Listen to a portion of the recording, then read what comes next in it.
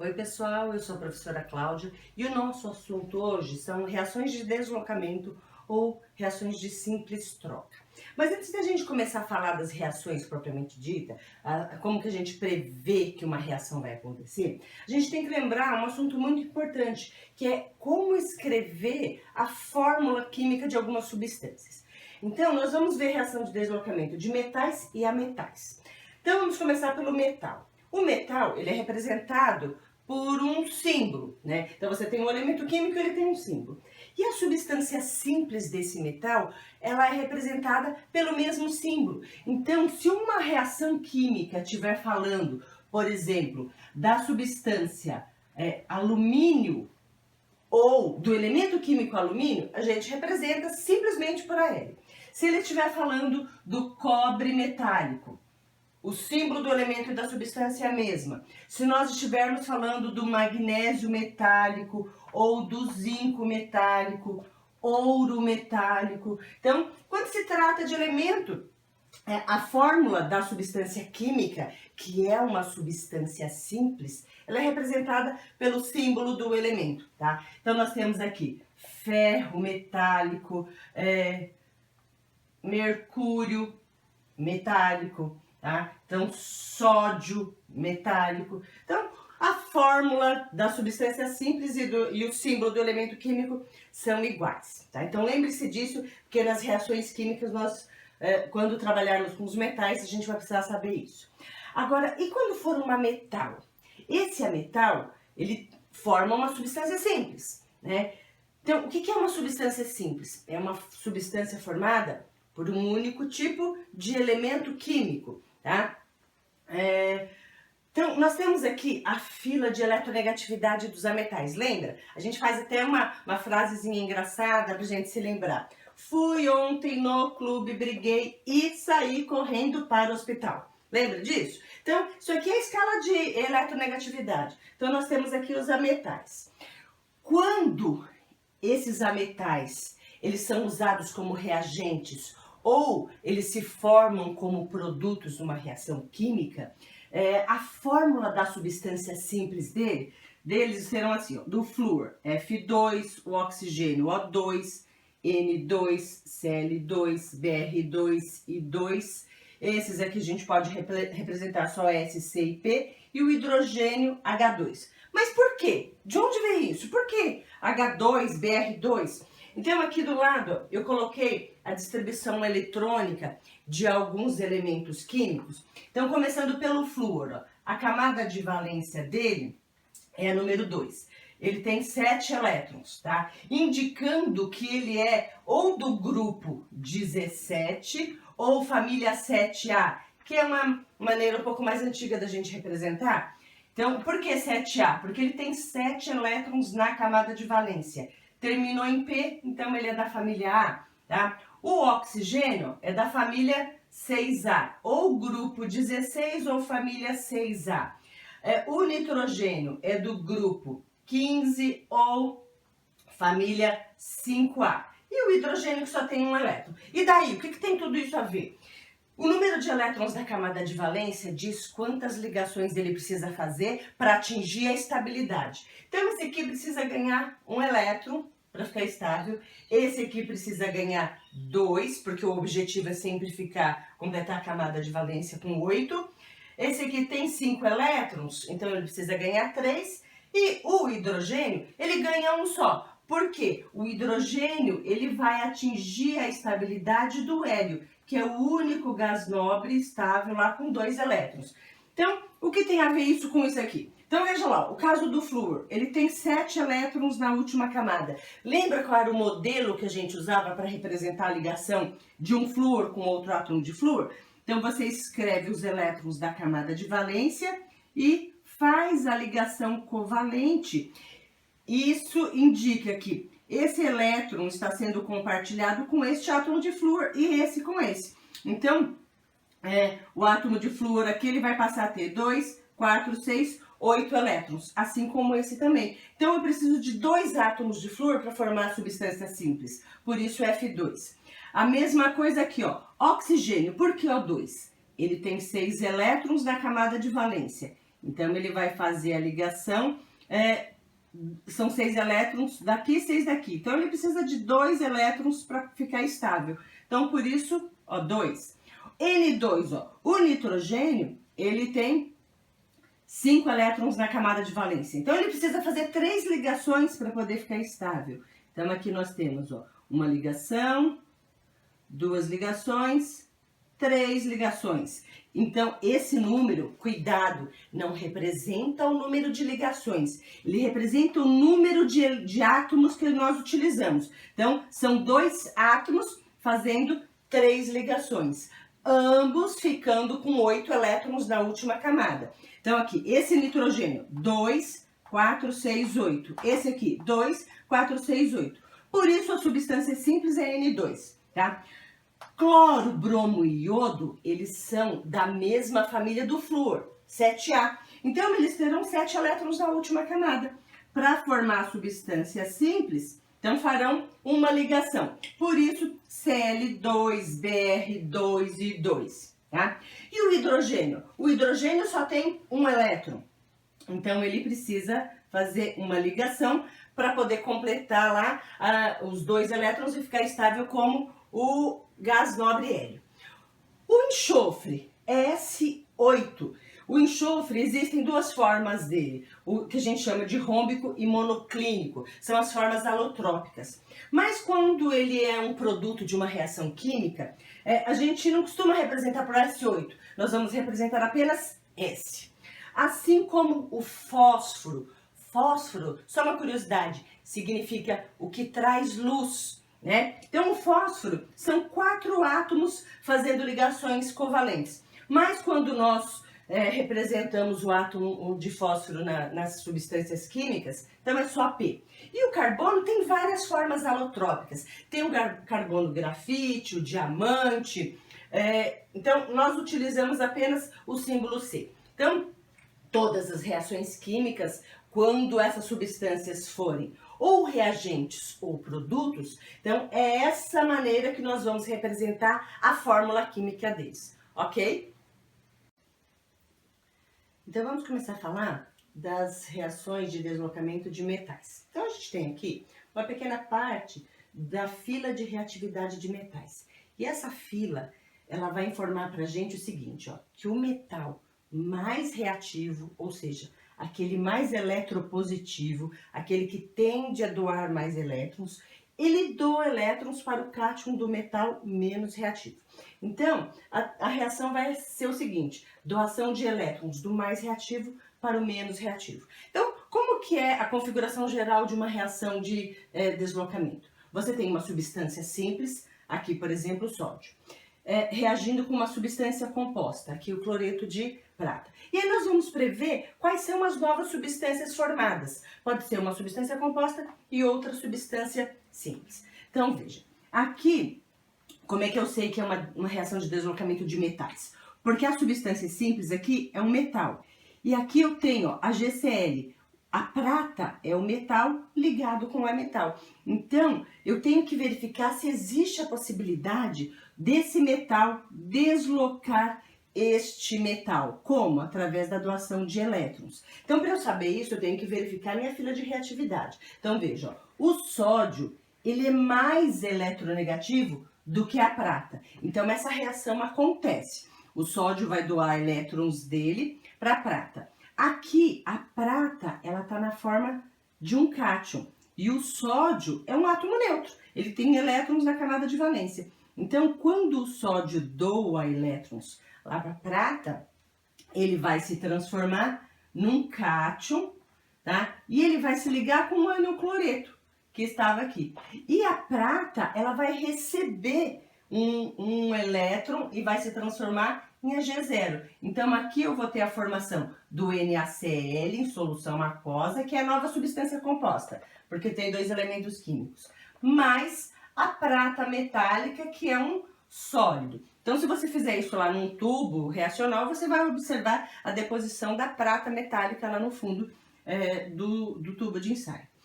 Agora aqui, ó, nós temos o zinco e o cobre. Então, vamos comparar. O zinco, ele é um metal, certo? O cobre também ele é um metal. Agora, verifique aqui, ó.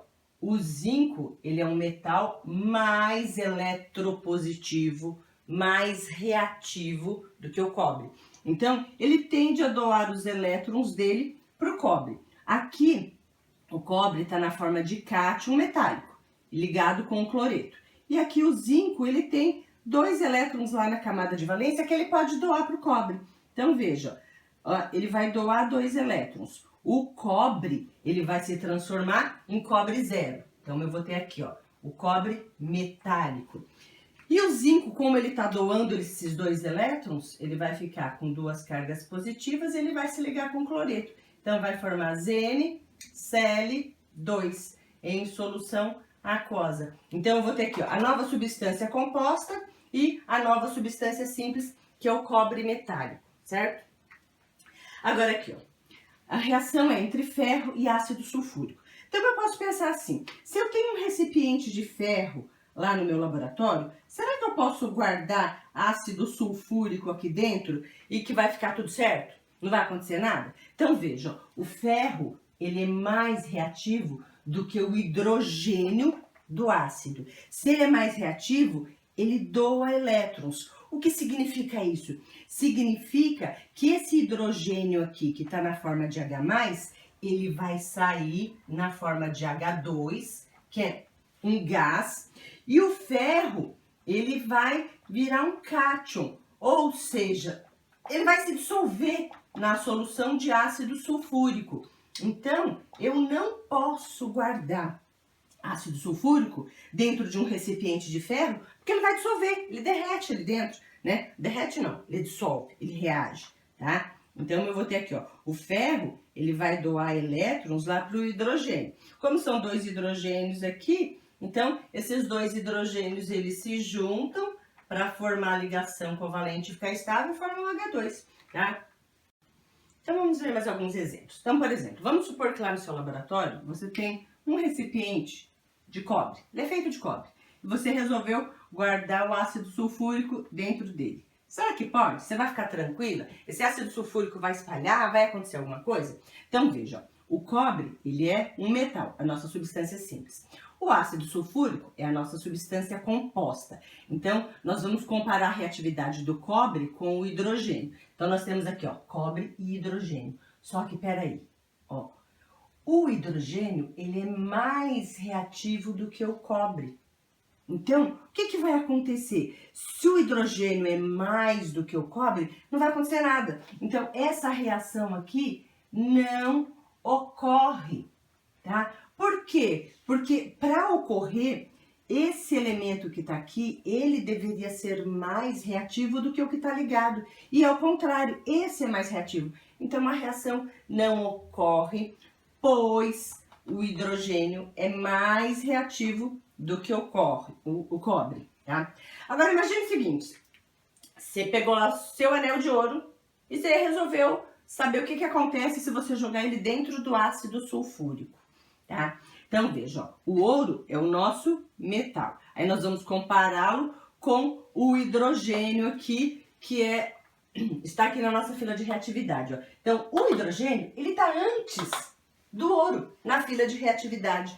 O hidrogênio é mais reativo do que o ouro. Então, se você jogar o seu anel de ouro dentro do ácido sulfúrico, vai acontecer alguma coisa? Não, não ocorre nada. Por quê? Porque o metal ouro, ele é menos reativo. Ele é um metal nobre. Então, não ocorre, pois o ouro é metal nobre. Ou seja, ele é menos reativo que o hidrogênio, certo? Agora aqui, imagina que você tem lá uma peça qualquer, sei lá, uma roda de bicicleta de liga leve. E nessa liga leve tem magnésio. Aí você resolveu dar aquele brilho, você pega um paninho lá e fala assim, bom, eu acho que eu vou dar uma limpada com ácido muriático. O ácido muriático é o nome comercial do ácido clorídrico. Aí você quer deixar ela bem brilhante. Será que você deve fazer isso? Passar ácido muriático lá na roda de liga leve que tem magnésio? Então veja, ó, olha o nosso magnésio aqui. olha o hidrogênio do ácido. Então, o magnésio, que é a substância simples, ele está na forma de metal, ele é mais reativo do que o H+, aqui, ó, do que o cátion. Na verdade, não é o metal, mas é o cátion hidrogênio. Então, o magnésio aqui, ele é mais reativo. Então, como o magnésio é da família 2A, ele vai doar elétrons para o hidrogênio aqui. Doar elétrons significa que ele vai dissolver, certo? Então, o magnésio, como ele vai doar 2 elétrons, ele vai virar o cátion 2+. E o cloreto, ele vai reagir com ele. Então, eles vão formar aqui, ó, MgCl2, solução aquosa. Aí, o hidrogênio terão que se juntar aqui 2 a 2 para formar o gás hidrogênio. Então, a reação química de deslocamento vai acontecer. Só que se você observar aqui o balanceamento, ó, são 2 cloros, 2 hidrogênios. Eu vou precisar de 2 estruturas dessa, né? Porque, ó, o magnésio, ele tem 2 elétrons para doar. Então, esses 2 caras se juntam ali e vai formar o gás hidrogênio. Então, você pode limpar alguma peça de liga leve que tenha magnésio com ácido muriático ou ácido clorídrico? Não. Por quê? Ele vai reagir, ele vai corroer, vai formar um buraco, né, na peça. Ela vai perder o brilho dela, certo? Pessoal, um jeito legal da gente evidenciar aquela fila de reatividade de metais é fazendo a reação de alguns metais com uma solução aquosa de ácido clorídrico. Então, aqui nós temos ácido clorídrico em todos e a gente vai colocar os metais nessa sequência. Então, a gente vai começar, ó, com o cobre metálico no primeiro, tá? Esse tubinho aqui nós vamos colocar, ó, ferro em pó. Nós vamos colocar zinco nesse tubinho. E vamos colocar magnésio metálico nesse tubinho. Então, você percebe que o magnésio metálico, ele reage rapidamente, liberando o gás hidrogênio. Ó, a reação é bem rápida. O zinco, ele forma gás hidrogênio, mas não tão rápido quanto o magnésio. O ferro, ele forma numa velocidade menor ainda e o cobre não reage, tá? Porque o cobre, ele é um metal nobre e o magnésio é um metal bastante reativo. Esses dois metais, o zinco e o ferro, que são metais comuns, né, a reatividade deles não é tão elevada quanto o magnésio. Então, lá na fila de reatividade de metais, a gente tem o magnésio mais reativo que o zinco, que é mais reativo do que o ferro, e o cobre menos reativo do que todos. Lembrando que o gás deslocado é o gás hidrogênio, ok? Já vamos ver um pouquinho sobre deslocamento entre ametais. Então, aqui a gente tem aquela fila de eletronegatividade, certo?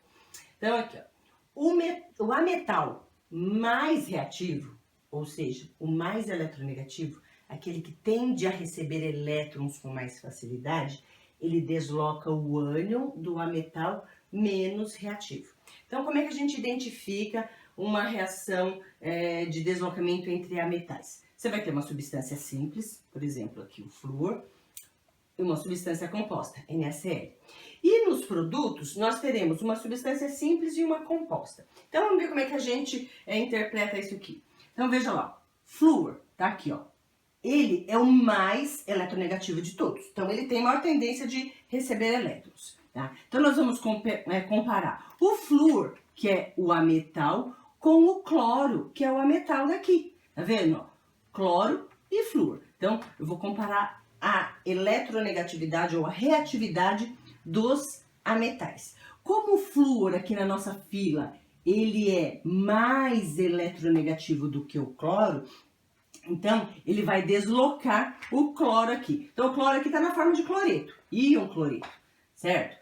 Quando o flúor substituí-lo, então eu vou ter aqui NaF. Tá? O flúor, ele vai formar o ânion fluoreto, certo? E o cloro, ele vai sair na forma de uma substância simples, Cl2. Lembra lá no comecinho da aula que nós falamos que quando essas substâncias, elas aparecem na forma de substância simples, então o cloro é Cl2 e o flúor é F2, certo? Então eu tenho aqui uma reação de deslocamento. A reação acontece. Agora aqui eu tenho o iodo reagindo com NaCl. Será que acontece alguma coisa? Então vamos ver. O iodo é o nosso ametal, o cloro também. Então eu tenho que comparar a reatividade do iodo com o cloro. Para a reação acontecer, esse daqui ele tem que ser mais reativo do que esse, porque esse aqui ele tá ligado. Então ele tem que vir lá e tirar o cloro dali, mas ele tem que ser mais reativo, mais forte. Então vejamos lá, o iodo tá aqui e o cloro tá aqui, ó. O cloro ganha dele, o cloro é mais forte, ele não vai conseguir deslocar. Então aqui, não há reação, pois o cloro é mais reativo que o iodo. Deveria ser o contrário, tá? Então, a substância que tá sozinha, ela tem que ser mais reativa, ela tem que ser mais forte para poder tirar o elemento dali. No caso do flúor, ele era mais forte, ele conseguiu. Agora, o iodo, não. Agora, veja aqui. Opa, aqui não é cloro, aqui é bromo, tá? Br2, tá? Então, eu tenho Br2 reagindo com NaCl. Então, veja, ó. O bromo, ele vai conseguir deslocar o cloro? Também não acontece. Por quê? O cloro é mais reativo do que ele. Então, aqui também não há reação. Por quê? Porque o bromo é menos reativo do que o cloro, tá? Quem tá ligado aqui é o cloro. Esse teria que ser mais reativo do que esse. Então, não há reação. Agora aqui, e o cloro? Vai conseguir deslocar o bromo do brometo de potássio? Então, veja lá, ó. Cloro, bromo. Aí sim, tá? O cloro é mais reativo do que o bromo. Então, vai acontecer a produção de KCl, tá? Que o cloro, ele vai formar o ânion Cl- e o potássio é o K+. Então, forma uma solução aquosa de KCl. E o bromo, ele vai sair dali, tá? Só que o bromo sai na forma de uma substância simples, Br2, tá? Então, o bromo aqui, ele é a nossa substância simples. Gente, ó, uma coisa que é importante é o seguinte. A gente escreve assim, substância simples, composta. Mas tem que ser nessa ordem? Não necessariamente, tá? Eu poderia ter escrito, ó, a reação assim, ó. Deixa eu dar um exemplo. Nós poderíamos ter aqui NaI, tá? Uma solução aquosa, mais Cl2. Então, ó, substância composta, substância simples. Então, de qualquer jeito, eu vou ter que comparar a reatividade do iodo, que é o ametal, com o cloro. E para a reação acontecer, a substância simples tem que ser mais forte para ela poder deslocar esse aqui, o iodo que está ligado. É o iodo que está ligado. Então, o cloro tem que tirar o iodo daqui, sendo mais reativo. E ele o cloro é mais reativo do que o iodo. Então, a reação acontece. O que vai formar? Pode formar aqui I2 mais NaCl, tá? Uma solução aquosa de NaCl e aqui pode formar vapor de iodo, tá? Então, essa ordem aqui, você não precisa obedecer. O que importa é você saber prever quais são os produtos formados, tá? E aqui fazer o balanceamento, ó. O Cl2, aqui só tem um, então vou multiplicar por 2. Aí eu vou ficar com 2 Na, 2 iodos. Aqui, ó, tem um e um de cada, então vou multiplicar por 2. Tudo bem?